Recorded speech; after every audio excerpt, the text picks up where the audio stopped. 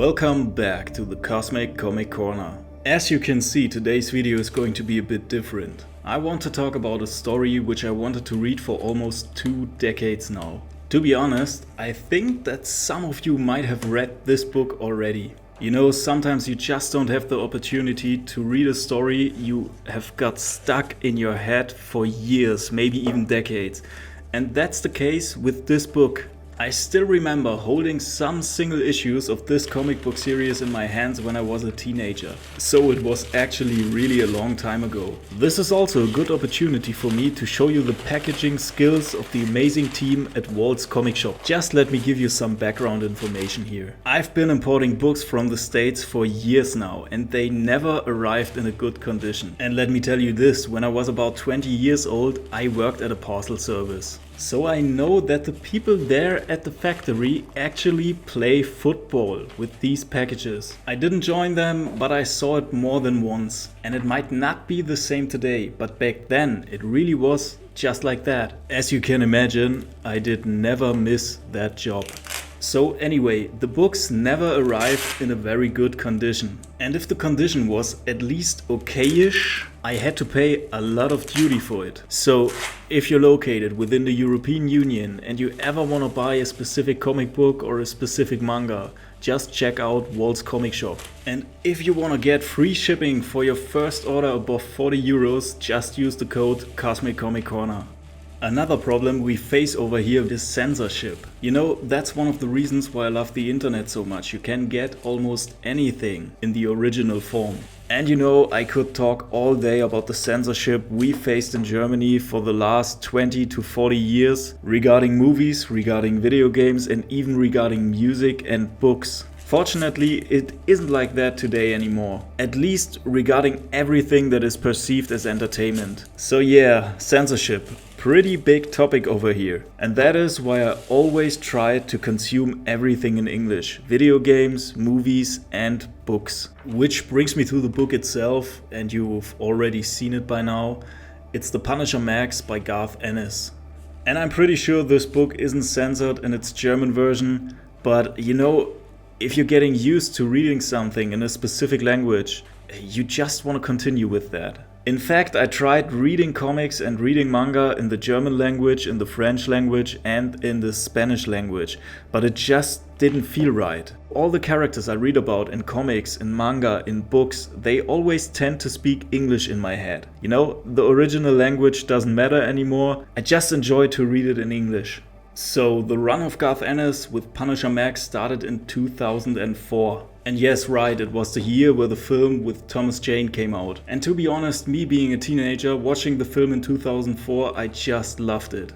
I think even to this day I like this version, this adaptation of the comic the most. So back in 2004 I just didn't have the money, remember I was just a teenager, to buy this series. And back then it was pretty hard to get a good scan site where you could read the comic for free. So I ended up not reading it at all. The original run by Ennis was released from 2004 to 2009. And almost exactly 20 years after it has been released for the first time, I just suddenly had the story in my head. For sure, I ended up on a scan site and just read through like the first few chapters. But these few chapters were enough to hook my attention. Yeah, and so I just ended up buying the book. I mentioned this before, but I really got a long thought process if I want to buy something, if I want to put something on my bookshelf. Most of the time I just get books where I see value in, and I definitely don't mean a financial value. I want a fictional story to either teach me something or offer some kind of catharsis. Otherwise it's just simple entertainment and I'm not really a fan of that. But from time to time a little entertainment is good for us as well. I mean it in the way that sometimes you just need to relax, you know, you just have to not think of anything at all. You know, escapism. I don't know yet what the Punisher Max will be for me, but I at least know that I will definitely enjoy the story. So what I wanted to say is that every book I buy is really a conscious decision I make. You know, I'm not a fan of buying things you don't need, and I'm not a fan of just buying something for the sake of it. And if I look just for something entertaining, it's always something dark. No matter what it is. It can be dark fantasy, it can be horror, it can be dark science fiction, something like that. Well, I guess I need quite some catharsis. Yeah, but for real, I just grew up with a lot of science fiction stuff and a lot of horror stuff, and it was just something that already fascinated me as a kid. You know, the unknown, the dark, some vision that was created by another human's mind. It almost feels like another dimension you can just dive into. Everybody knows that a kid does this all the time. And I think even as adults we should do this regularly. It helps us to keep our imagination alive. Of course, not everything out there is for you to consume. I think you should always be conscious about what you feed your mind with. And everything you read and consume can have an impact on your life. So choose wisely, because I'm pretty sure with words, with language, you can put spells on somebody else. But before we turn too philosophical, let's get back to The Punisher. I think I don't need to tell you too much about the story. It's about an ex-marine whose family is tragically killed and he's out for vengeance and for punishment. Now I can still remember, and I even read a lot of it online, that The Punisher Max by Garth Ennis is an alternate version of Frank Castle, the main protagonist. In Garth Ennis' version, the Punisher was in Vietnam, and he has a very brutal background. He seems to be quite the sociopath. And if you take this book and you read like the first few chapters, you already know how dark the story will get. The story itself won't win an Oscar, but it's highly entertaining and the emotions are pretty intense.